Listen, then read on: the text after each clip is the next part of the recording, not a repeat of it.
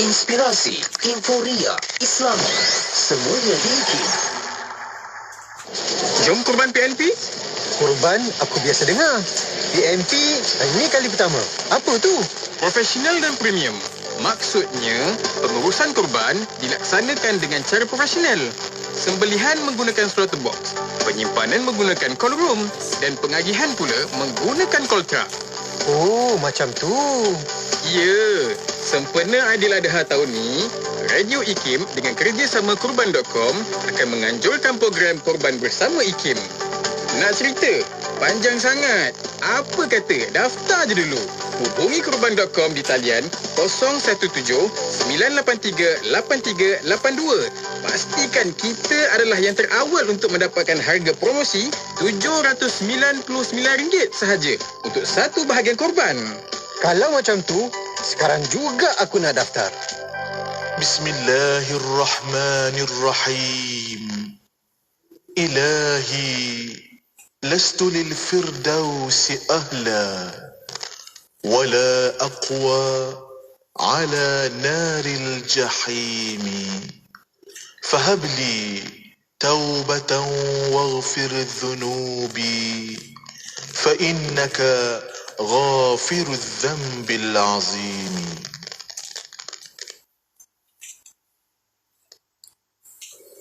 إلهي لست للفردوس أعلى ولا أقوى على نار الجحيم.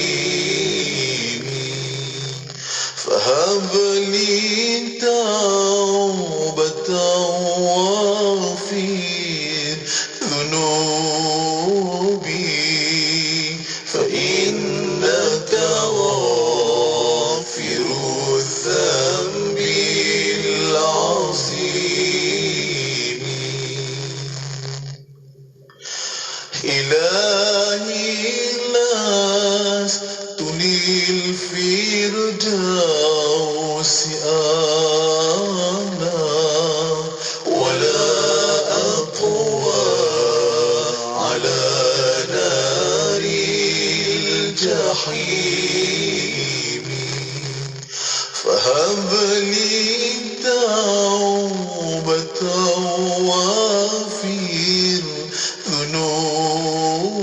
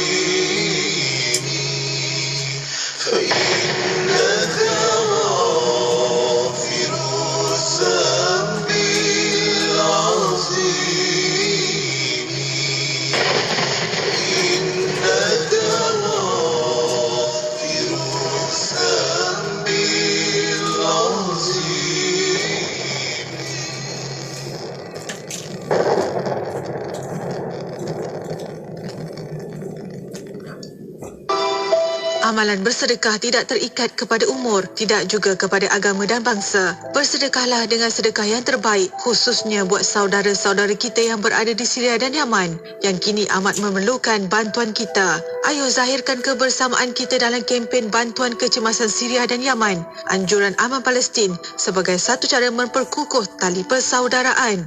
Layari www.jommenyumbang.com untuk pertanyaan lanjut. Bangkit berjuang bersama. Institut Kefahaman Islam Malaysia akan mengadakan Kongres Nasional Islam, Keluarga Malaysia dan Keharmonian membina agenda kalis cabaran masa depan pada 19 hingga 20 Mei 2022 bersempena sambutan ulang tahun 30 tahun IKIM. Yang amat berhormat Datuk Seri Ismail Sabri bin Yaakob, Perdana Menteri, akan merasmikan program tersebut. Program ini akan disiarkan secara langsung menerusi Facebook IKIM dan TV IKIM.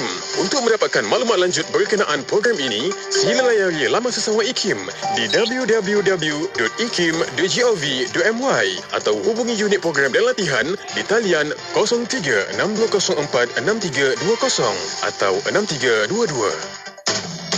Selami ilmu untuk kehidupan kita seharian bersama Nur Hayati Paradi di Aspirasi 101. IKIM, Inspirasi Inforia Islami. Assalamualaikum warahmatullahi wabarakatuh. Dimulakan dengan lafaz suci Bismillahirrahmanirrahim. Selawat dan salam buat Rasul junjungan Nabi Muhammad SAW. Selamat pagi, salam inspirasi, salam duha juga untuk seluruh rakan pendengar Radio Institut Kefahaman Islam Malaysia. Alhamdulillah, waktu ini 10.07 pagi dan masanya untuk saya Nur Paradi ditemankan anda menerusi perkongsian aspirasi 11 edisi Isnin hari ini, edisi Hari Guru untuk semua para pendidik, insya-Allah 16 Mei 2022 bersamaan dengan 15 Syawal 1443 Hijrah. Sekejap je kan masa berlalu, dah berada di pertengahan bulan Syawal kita. Moga-moga Allah sentiasa memberkati kita, sentiasa melindungi kita, menyayangi dan mengasihi kita semua untuk teruskan kehidupan dengan lebih bermakna lagi, insya-Allah. Baiklah, untuk rakan pendengar telah pun sama-sama kita ikuti tadi perkongsian warna pagi bersama dengan Sufian dan juga Lukman. Ada ke Lukman? Ada. Alhamdulillah. Terima kasih pada mereka berdua kerana telah pun sama-sama berceloteh mengisi pagi anda. Hari ini merupakan hari cuti khas juga untuk kebanyakan negeri di Malaysia. Jadi selamat bercuti juga sambil menyambut Hari Guru di hari bercuti. Mudah-mudahan ini juga memberi peluang untuk guru-guru kita mengambil masa untuk mereka refleksi diri dan juga membantu untuk meneruskan lagi kerjaya selepas ini dengan lebih cemerlang lagi, insya-Allah. Baiklah, untuk bersama menghayati kejap lagi kita bakal bersama menerusi rancangan Persuanan Dia Zahra. Hari Isnin jadual kita bakal bersama dengan Ustaz Muhammad Abdul Amin menerusi perkongsiannya. Kejap lagi kita akan kongsikan bersama dengan anda di FB IKIM FM, di YouTube channel IKIM dan juga di Radio Institut Kefahaman Islam Malaysia. Dan hari ini bersama dengan Hari Guru, nak ucapkan selamat Hari Guru untuk semua para pendidik dan juga jangan kita lupakan antara guru pertama kita yang mendidik kita sebenarnya adalah para ayah kan. Para ayah yang mana kalau selain daripada ibu, ayah, kerana ayah ialah orang pertama sebenarnya yang membisikkan syahadah ke telinga kita. Jadi selamat Hari Guru juga kepada ibu ayah dan ayah juga. Semoga apa juga pengorbanan dan didikan, bimbingan yang diberikan, moga-moga ikhlas dan Allah terima sebagai amal ibadah untuk semua para guru, insya-Allah. Saat ini bercakap tentang ayah, kita ada Nur Zarina Nordin menerusi lagu Ayah, tentunya hanya di IKIM Inspirasi Inforia Islami. Bersama saya Nur Hayati Paradi.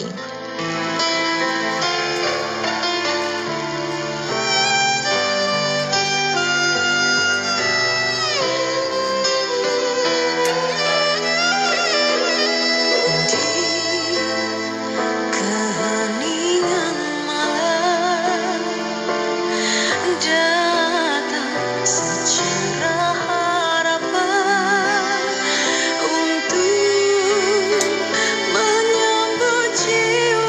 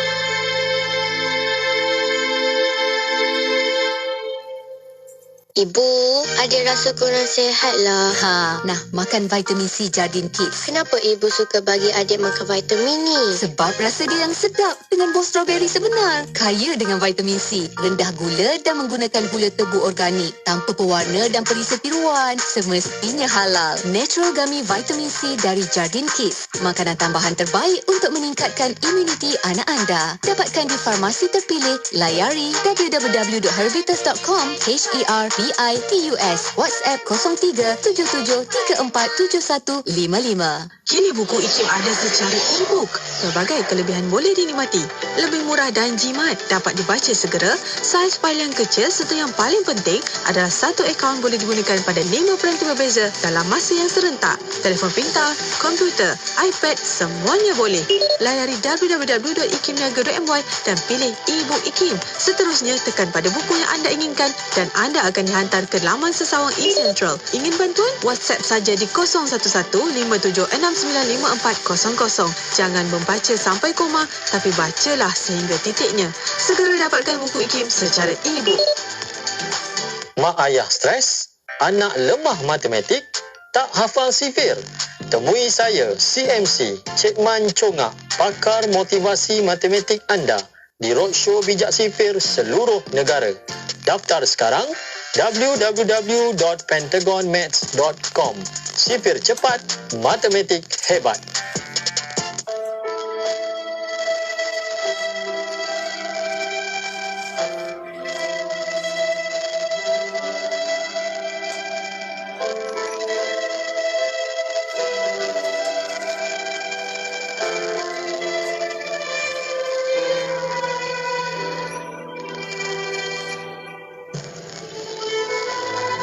Wahai guruku,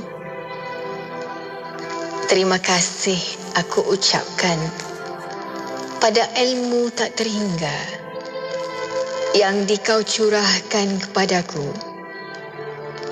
Seorang anak kecil yang tidak tahu menahu tentang alif, ba, ta, tentang fathah, kasrah dan dhammah, juga tentang tajwid. Sedikit demi sedikit yang aku gunakan sejak dahulu hingga kini.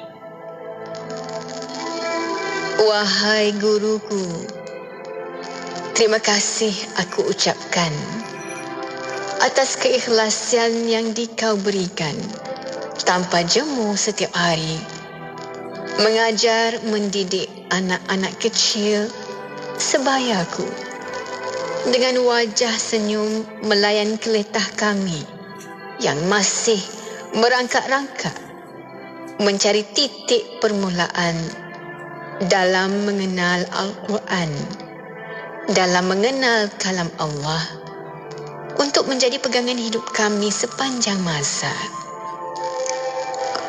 Wahai guruku, terima kasih aku ucapkan atas segala ilmu yang dikau taburkan kepada aku, kepada kami, demi tidak mahu melihat generasi ini hilang pedoman tanpa ilmu.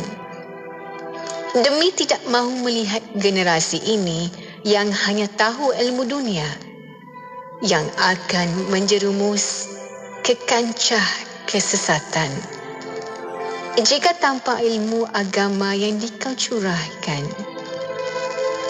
Wahai guruku, walau namamu tak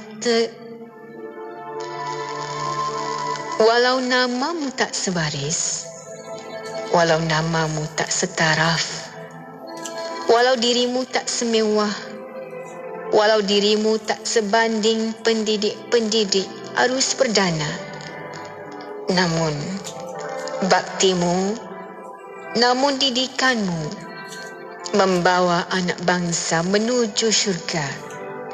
Wahai guruku, aku bangga denganmu. Saja itu tadi bertajuk Terima Kasih Wahai Guru, karya Yusuf Arsyad, Negeri Sembilan. Radio IKIM memberi anda motivasi terbaik di waktu pagi bersama Pianda Luqman di Warna Pagi IKIM. Setiap Isnin hingga Jumaat 6 hingga 10 pagi. Itu yang patut kita risau. Ya, jadi makin kuat kita percaya pada Allah, percaya pada pertolongan Allah, percaya kita bergantung pada pertolongan Allah. Diiringi dengan lagu-lagu nasi terbaik di Malaysia. Lagi upaya ku turuti ajarannya apa terdaya. Subhanallah wa bihamdih, subhanallah ya Allah. Terus setia bersama IKIM, inspirasi Inforia Islami. Inspirasi Inforia Islami tentunya hanya di Radio Institut Kefahaman Islam Malaysia. Alhamdulillah, waktu ini kita bersiaran bersama dengan sahabat pendengar menerusi rancangan Pesona di Zahra. Untuk bersama dengan sahabat-sahabat perkongsian kita hari Isnin, tak lain tak bukan di hujung talian kita ada Ustaz Muhammad Abdul Alamin. Assalamualaikum Ustaz. Waalaikumsalam warahmatullahi wabarakatuh. Oh, Masya Allah, semakin raya semakin ceria, semakin berseri-seri Ustaz. Apakah dia punya resepinya? Tapi apa pun, hari ini terima kasih banyak Ustaz kerana sudi untuk bersama kami lagi menerusi Pesona Zahra, dan masih lagi dalam silibus kita pengurusan emosi Ustaz. Jadinya hari ini kita fokus tentang pengurusan emosi amarah. Adakah Ustaz jarang marah sebab itu Ustaz berseri-seri? Kita nak tahu juga betul-betul kan. InsyaAllah Ustaz, kita awalan kita bila cakap tentang amarah ni, apa yang dimaksudkan amarah, apa sifat amarah dan bagaimana sebenarnya kita nak mengawal sifat amarah? Silakan Ustaz. Bismillahirrahmanirrahim. Assalamualaikum warahmatullahi wabarakatuh. Alhamdulillah wassalatu wassalamu ala Rasulillah wa ala alihi washabihi wa man tabi'ahu wa man nasarahu wa wala. Pertama, syukur kepada Allah Subhanahu wa taala dengan limpahan kurnia dan rahmatnya dapat kita menyambung kembali perkongsian kita dalam Pesona di Zahra. Dirahmati Allah, DJ Kak Yati, selesai kepada seluruh ibu, kakak, ayah, sahabat, abang yang saya sayangi dan saya doakan dengan kebaikan sekalian. Okey. Alhamdulillah, pada kesempatan yang berbahagia ini kita nak kongsikan mengenai amarah ataupun sifat marah itu, dan bagaimana kita mengenal dulu. Untuk pada pusingan awal ini, saya nak kongsikan benda yang pernah saya kongsikan dulu. Maksudnya mengenal diri kita untuk kita kenal secara kemanusiaan. Secara kemanusiaan mengenai diri kita ni. Okey. Kita kenal dulu mengenai proses otak kita. Okey. Perbahasan mengenai otak ni terlalu banyak. Tapi saya suka nak bawa perbahasan yang dibawa oleh Dr. Paul MacLean. Dr. Paul MacLean punya perbahasan hampir sama dengan apa yang Imam Ghazali bawa dan juga beberapa ulama kita bawa, iaitu otak kita ni, dalam diri kita ni ada otak ataupun ada minda, ada otak kita. Secara umumnya otak kita ni dibahagikan kepada 3. Yang pertamanya dipanggil 80% kurang lebih neurocortex. Neurocortex ni otak tempat kita belajar benda baru, tempat kita belajar pengalaman baru. Hari ini kita belajar dalam Pesona di Zahra, kita bertulis kan. Itu semua otak neurocortex kita panggil. Bahagian atas ke 80% daripada neurocortex itu Dan otak neurocortex ni dia boleh kecut. Sebab itu berlalu masa kalau kita tak jaga makan, ada makanan-makanan itu kita bukan cerita mengenai pemakanan pada hari ini. Otak ni boleh kecut. Sebab itu ada orang yang semakin tua dia semakin lupa-lupa. Ingatan jangka masa pendek dia lupa. Sebab apa? Otak kita ni sebenarnya bahasa nak senang faham kita panggil otak terkecut, bahasa nak senang faham kita mungkin boleh bahasa saintifik, tapi kita tak bicara dalam maknanya perbahasan yang dalam keadaan yang bahasa-bahasa tinggi. Ni bahasa nak mudah faham. Okey, neurocortex. Okey, jadi maknanya kemudian di bahagian bawah neurocortex itu ada dipanggil sebagai limbik. Limbik ni tempat letaknya ingatan jangka masa panjang. Limbik juga tempat letaknya emosi-emosi. Limbik ni dia itu antara peranan dia. Sebab itu dia bahagian bawah. Kalau orang start ataupun mula lupa-lupa, otak bahagian atas dia, maknanya mungkin bahasa mudah nak senang dia kecut, tapi limbik bahagian bawah dia tak kecut. Sebab itu ada orang yang maksudnya dia ingatan waktu pendek dia lupa, tapi dia boleh cerita benda lama-lama dia. Sebab benda berkaitan dengan ingatan masa panjang dipanggil limbik. Dia panggil dalam bahasa Arab ni iaitu aklul rohani. Tadi neurocortex dipanggil aklul insani, mana manusia. yang boleh berfikir, aklul insani. Kemudian aklul rohani, dipanggil limbik. Okey. Kemudian ada lagi 10% yang bahagian bawah dipanggil reptilian brain. Reptilian brain ni dipanggil aklul hayawani. Okey. Umum dia, ni cerita umum DJ Kak Yati, pernah tak ada sesuatu benda yang memberi kejutan kan? Kita berlompat benda yang kadang-kadang dalam keadaan biasa kita tak boleh lompat, kena kejar anjing tu kan. Pernah tak berlaku? Benar, ada kan? Benar Ustaz. Apa benda tu? Kena kejar anjing, Kena kejar anjing tu Ustaz. Kena kejar anjing Ustaz. Kayu basikal boleh laju Ustaz. Bukan boleh laju kan? Okey.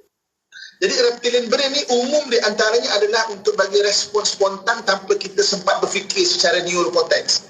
Contoh, hari ni kita berpegang kepada benda panas, kita tak perlu berfikir dengan neurocortex kita, dengan aklul insani kita tak boleh fikir panas ni, apa nak buat kena tarik ke tak kena tarik tangan ni, rasa-rasa kena tarik ni, kalau tidak hangus tangan ni.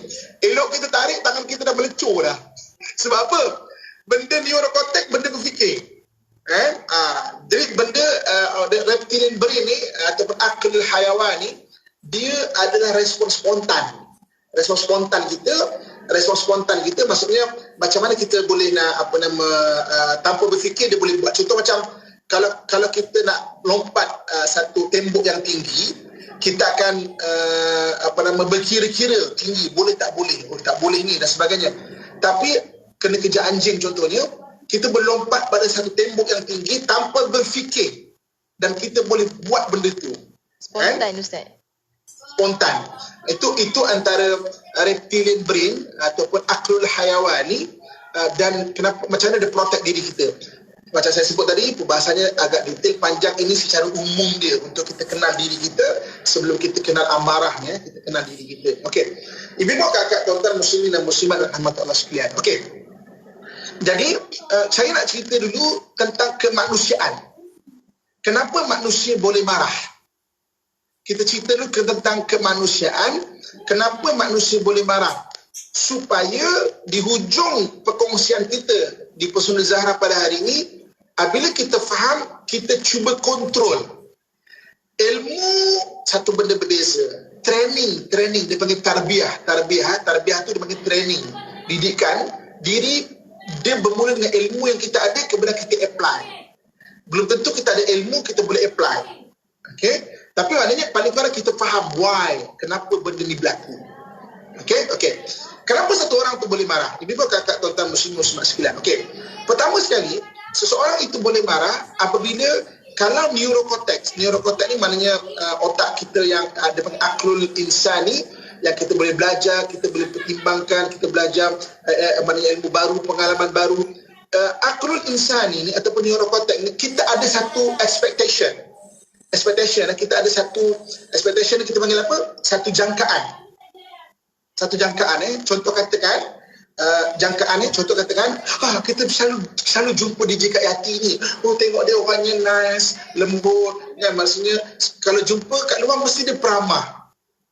Tiba-tiba katakan DJ Kak Yati jumpa dekat luar, ketika tu orang tengah sibuk nak beli barang, nak raya, tiba-tiba datang raya, orang menyapa, kita tak sempat menyapa balik. Jadi kita ada sangkaan kita ada jangkaan kita ada expectation kita panggil. Benda-benda yang melanggar expectation kita akan ada satu sentuhan emosi. Kenapa dia ni? Sombong ke? Okey. Kenapa dia ni sombong ke? Tak patut ni. Okey. Jadi maknanya benda-benda berkaitan dengan melanggar kita punya expectation ataupun kita punya jangkaan, so maksudnya dia akan trigger ataupun dia akan menyentuh emosi. Emosi tu letak dia dekat limbik, dekat kita punya bahagian bawah. Sebab itu emosi dan juga ingatan jangka masa panjang dia adalah benda yang berkaitan. Kalau kita hari ini bertanya, apa benda yang paling kita ingat ketika kita kecil, mula-mula sedar, kita celik mata, kita ingat apa benda? Semua benda itu berkaitan dengan emosi. Jatuh basikal, kita menangis, mak marah ke apa ke. DJ Kak Yati, apa benda DJ Kak Yati pertama sekali ingat dalam hidup lah, sedar-sedar terus ingat? Apa dia? Tak ingat apa benda first? Tak ingat Ustaz, tak boleh nak recall. Mungkin masuk sekolah? Mungkin Kena juga. marah? Tak kena marah Ustaz, tapi sangat berdikari. Macam tu lah. Tapi benda-benda kita ingat sebenarnya benda yang berkaitan dengan emosi. Sebab itu kenapa Nabi SAW maknanya menganjurkan kita menyertai benda-benda emosi. Contoh, ziarah orang sakit, ziarah orang meninggal. Benda-benda itu benda-benda orang akan ingat. Sebab apa? Dia berkaitan emosi. Ingat, kalau kita hari ini ada keluarga kita meninggal, biasanya kita akan ingat siapa yang datang. Sebab kerana waktu tu tengah emosi, tengah down sangat, orang ucap takziah kat kita, biasanya kita akan ingat. Okey, jadi maknanya expectation ataupun apa dipanggil sebagai neurocortex ni ataupun aklul insan ni, dia ada satu expectation, dia ada satu jangkaan, dia ada satu sangkaan. Benda-benda yang berlawanan dengan sangkaan, dia akan trigger emosi kita. Sebab itu ibu bapa kakak tuan-tuan sekalian, kalau kita melihat Al-Quran, Allah Subhanahu Wa Taala mengajarkan kepada kita supaya kita meletakkan harapan kepada Allah Subhanahu Wa Taala dan memahami bahawa manusia tidak sempurna. Mana expectation kita, kita punya sangkaan, kita punya jangkaan, disuruh kita manage. Orang yang pandai manage ataupun orang yang pandai menguruskan sangkaan dia, dia akan boleh menguruskan rasa amarah dia. Dan hari ini contoh, katakan kita ada suami contohnya. Apa expectation kita kepada suami kita? Jangkaan kita kepada suami kita. Oh, suami mestilah penyayang, mestilah pegang tangan, mestilah kalau dia tolong kita basuh baju, mestilah dia akan tolong kita dekat dapur, dia akan mesti tolong kita jaga anak. Oh, suami itu mesti begini. Tiba-tiba dia tidak macam mana apa yang kita expect, apa yang kita sangka, apa yang kita jangka. Maka dia akan menyentuh emosi kita. Takkanlah macam ini, dia akan marah. Abang-abang, ayah-ayah saya sekalian, apa kita punya expectation kepada isteri kita? Isteri mesti taat, isteri itu mesti cakap mesti lembut-lembut, seolah-olah isteri tak boleh nak marah langsung, seolah-olah macam isteri itu mesti kena yes saja. Tiba-tiba isteri itu lebih garang dah. Kan? Maka kita akan cakap, isteri ni memang tak guna, dia memang tak hormat saya, dia memang saya tak berhidup dengan dia. Sebab apa? Sebenarnya bukan itu, tapi telah mula menyentuh kita punya emosi kerana expectation kita punya sangkaan dan jangkaan kita itu tersentuh. Sebab itu ibu bapa kakak tuan-tuan sekalian, benda pertama kalau kita tengok apa yang Islam ajar kepada kita adalah kita perlu manage kita punya sangkaan dan jangkaan, kita punya expectation. Manusia itu lemah, okay? Tak ada manusia yang sempurna. Jadi kalau kita punya expectation kita tinggi sangat kepada seseorang itu, kita tahu manusia itu adalah tak sempurna. Yang sempurna adalah Allah Subhanahu Wa Taala. Jadi kalau orang tu buat silap, kita akan mudah untuk berlapang dada. Kerana kita punya expectation ataupun kita punya jangkaan itu, maknanya kita boleh manage. Semakin tinggi jangkaan kita, semakin tinggi expectation kita, semakin dia akan mudah trigger ataupun dia mudah merangsang kita punya limbik ataupun aklul rohani kita untuk beremosi. Sebab itu kenapa orang semakin berumur dia semakin agak lebih cool, lebih relax, lebih matang, sebab dia telah mula pandai untuk menguruskan dia punya aklul insani, iaitu expectation dia, sesuai dengan realiti semasa, realiti manusia itu apa, realiti kehidupan itu apa. Dia semakin matang. Tapi kita aja. Ada juga makin tua makin dia tak faham benda ni. Jadi maknanya makin sensitif, makin tua makin makna tak boleh kontrol emosi, makin marah-marah. Ini orang di Baghdad. Kita bertemu selepas ini, insyaAllah. InsyaAllah kesian orang kat Baghdad, Ustaz. Ya Allah. Dan kita akan berkongsi lepas ni banyak lagi. Dan ada orang tanya, akanlah tak boleh ada expectation, Ustaz. Kan? Sebenarnya macam mana sebenarnya apa yang kita letak dalam kehidupan kita ni supaya kita dapat mengawal, mengurus amarah tu. Kita akan kongsikan lepas kita berhenti rehat seketika. Untuk anda jangan ke mana-mana, teruskan kesetiaan bersama kami. Tentunya hanya di IKIM, Inspirasi Inforia Islami.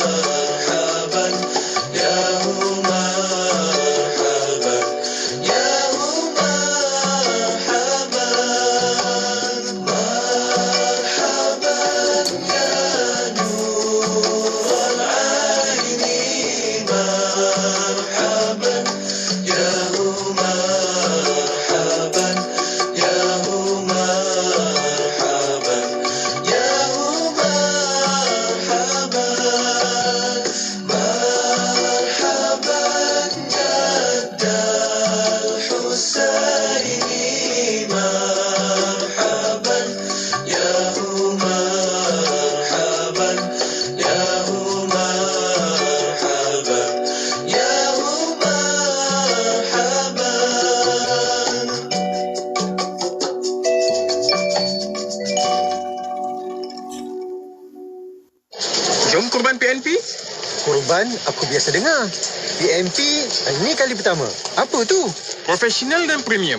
Maksudnya, pengurusan kurban dilaksanakan dengan cara profesional.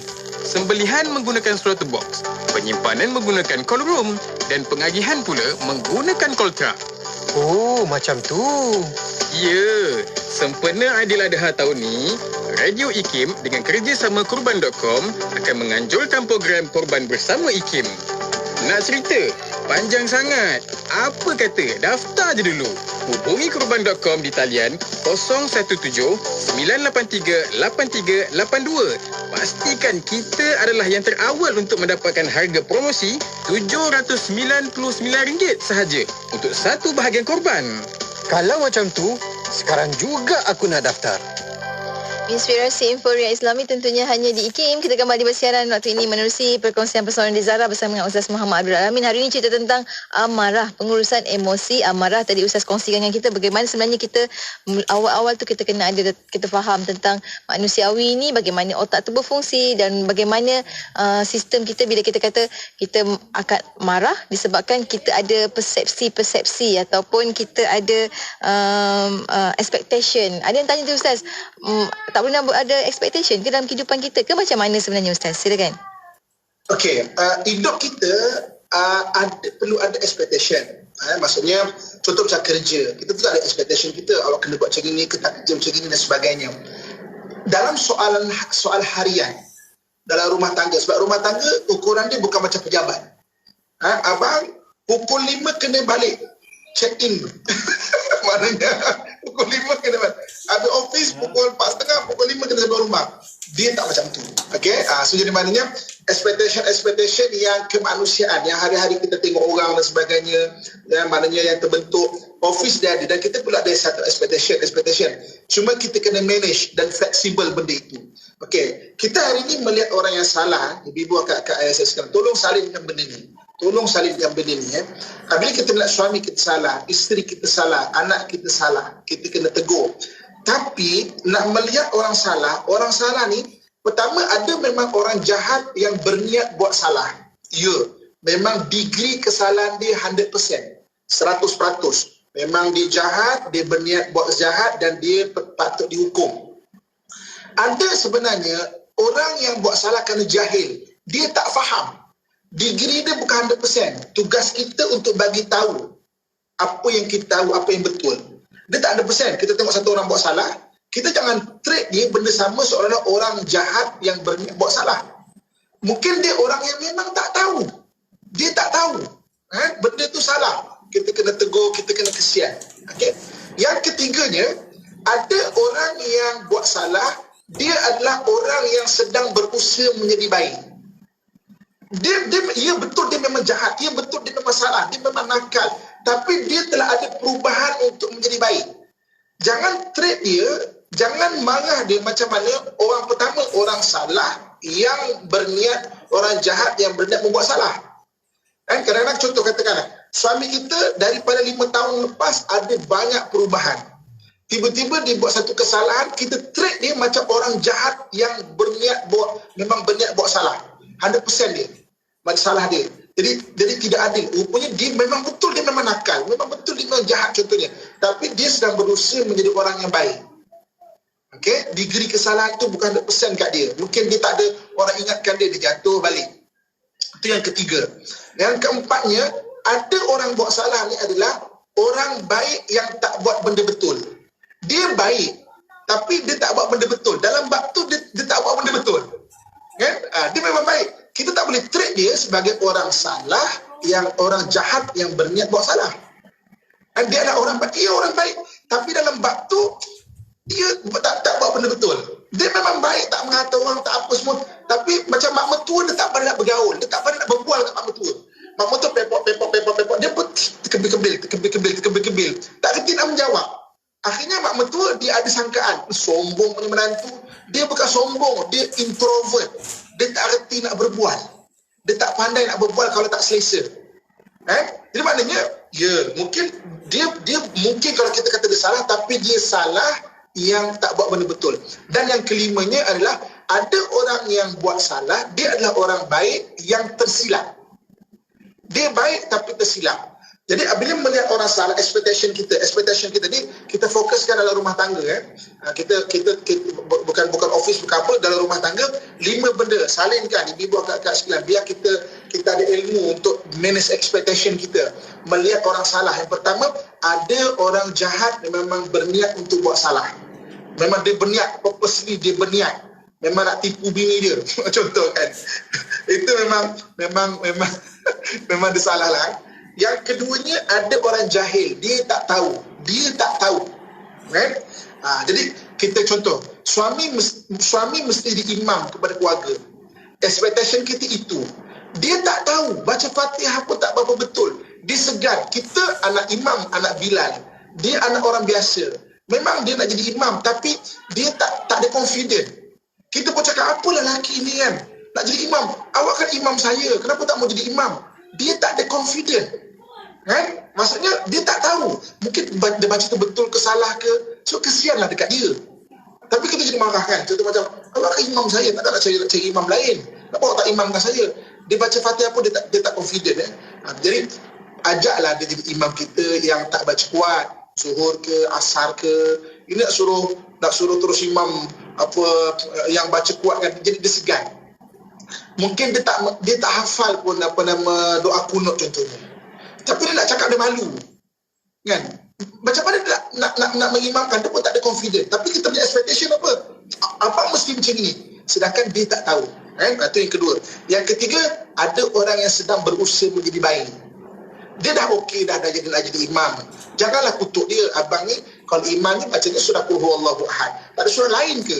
Itu je dia mampu, Kak.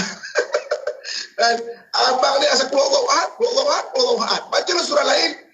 Dia daripada 5 tahun dulu tak boleh nak jadikan imam kita, sekarang dah jadi imam, janganlah perkecilkan dia. Okey. Yang keempatnya, ada orang yang baik tak buat benda betul. Dan yang kelimanya, ada orang baik yang tersilap. Jadi maknanya expectation kita kena betul untuk kita melihat seseorang itu. Okey. Saya nak teruskan. Okey.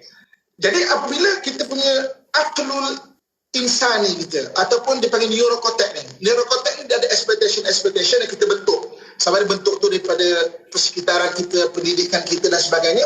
Kita tengok ada tak realistik, adjustkan, fleksibel sikit. Tengok suami kita, isteri kita, anak kita fleksibelkan. Jangan terus kita melenting nak marah dan sebagainya.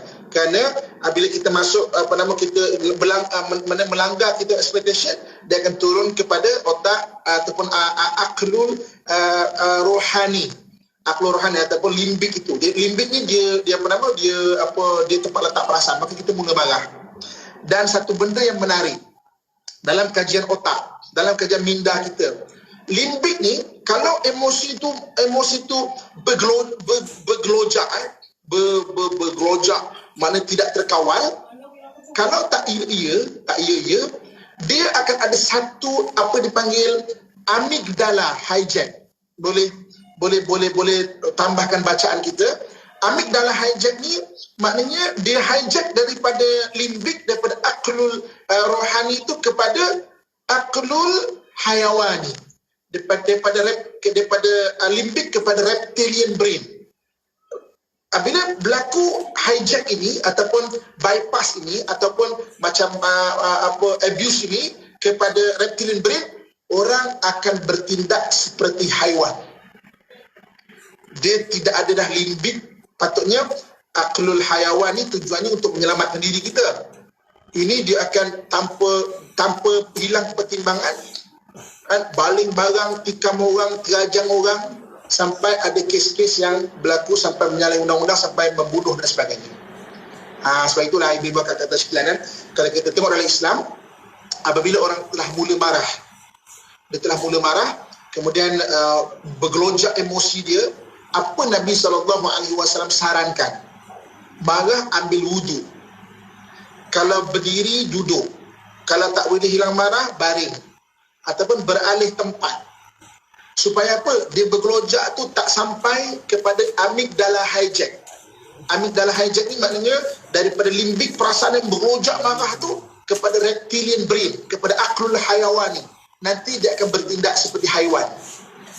Maksudnya seperti haiwan ni bukan dari sudut bahasa dia macam haiwan, tak. Dia memang kewarasan aklul insani tu hilang.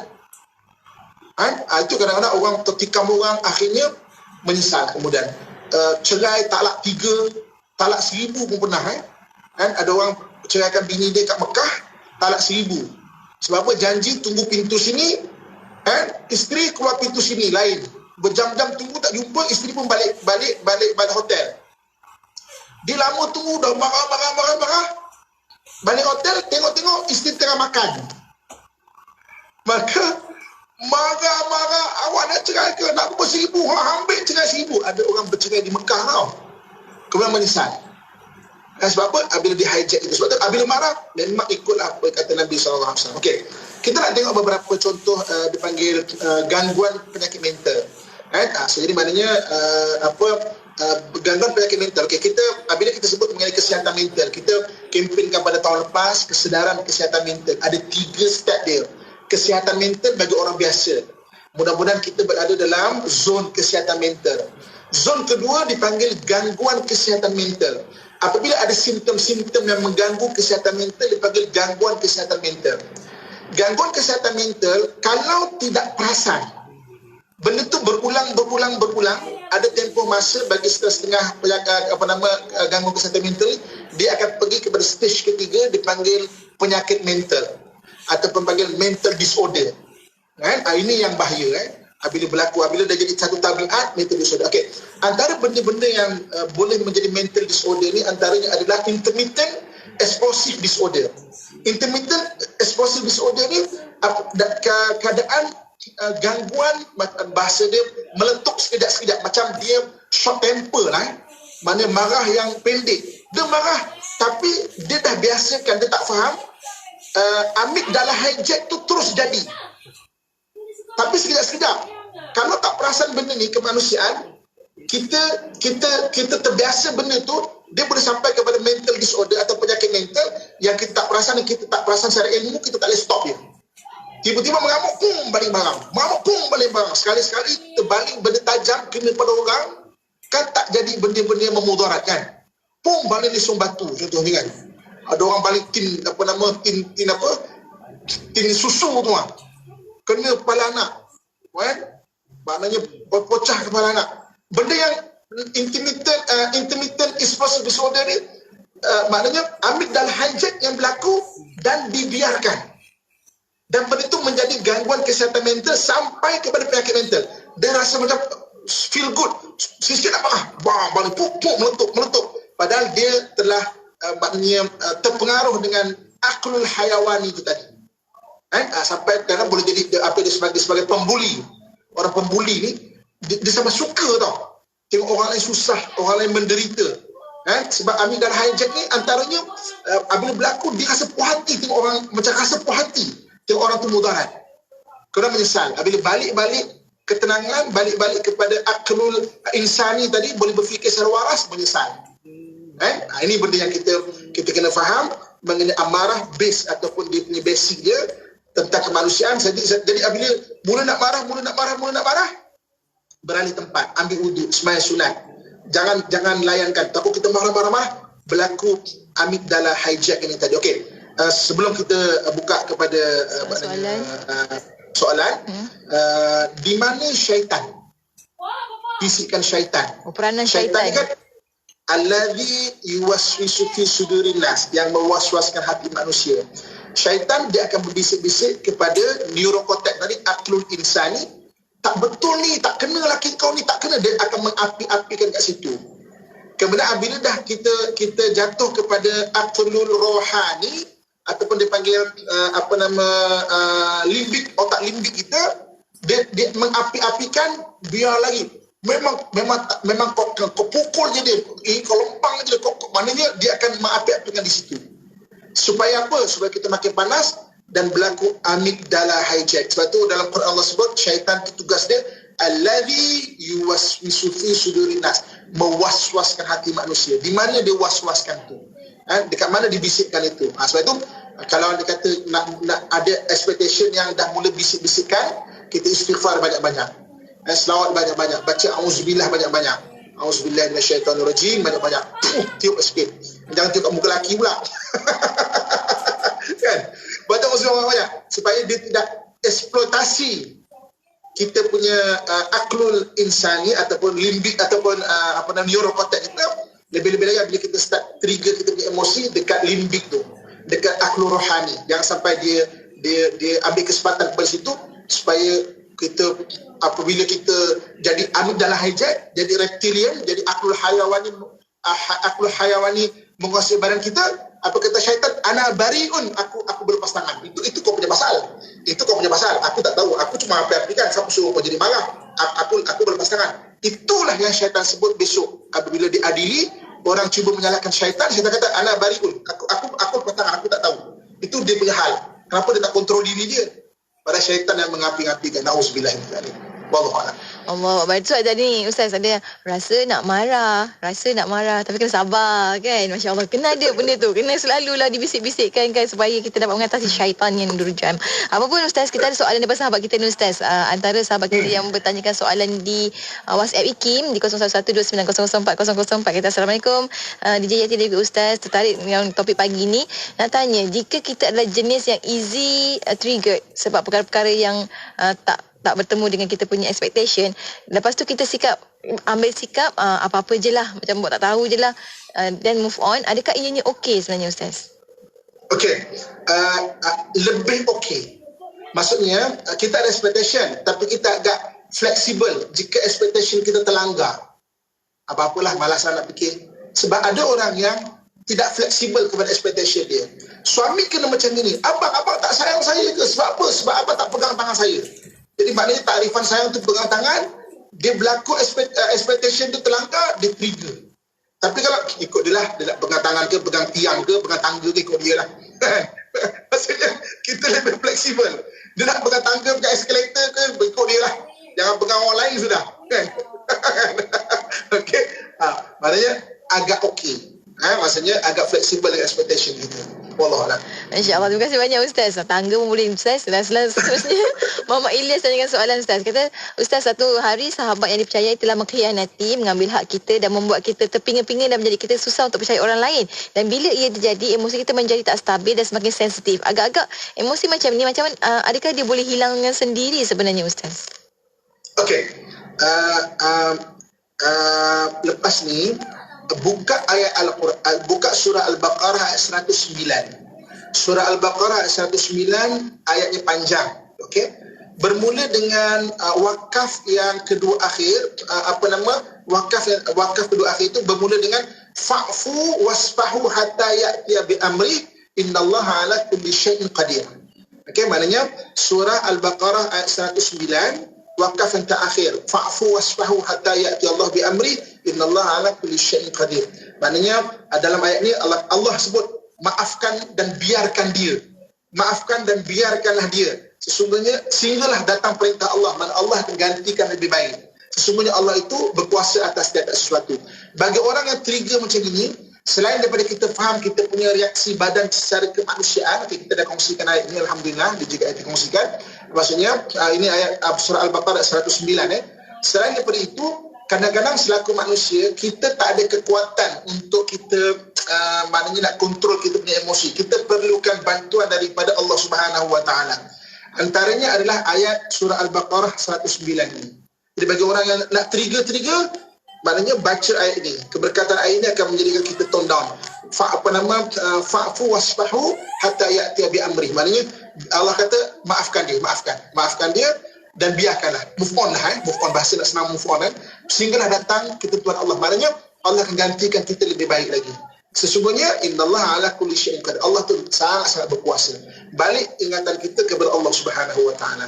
Surah Al-Baqarah ayat 109 bagus untuk diamalkan bagi orang yang mungkin tak tahan. Jadi minta Allah Subhanahu Wa Taala bantu kita dalam kita mengurus emosi kita. Wallahualam. Kan bukan senang nak sabar. Rasa macam susah sangat sabar, kena baca banyak-banyak ayat ni lah Ustaz kan. Surah Al-Baqarah ayat 109 insya-Allah. Kita ada soalan daripada sahabat kita di WhatsApp lagi Ustaz, daripada namanya hamba Allah muslimah nombor 1.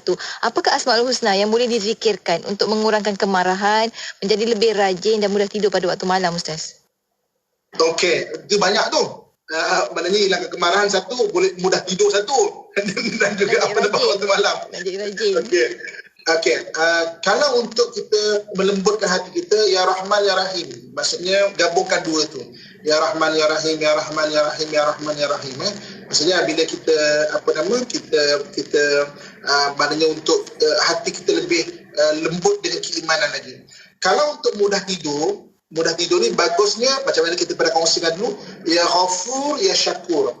Okey, kenapa kita tak boleh tidur kadang-kadang? Kadang-kadang kita grounded dengan ingatan masa lepas.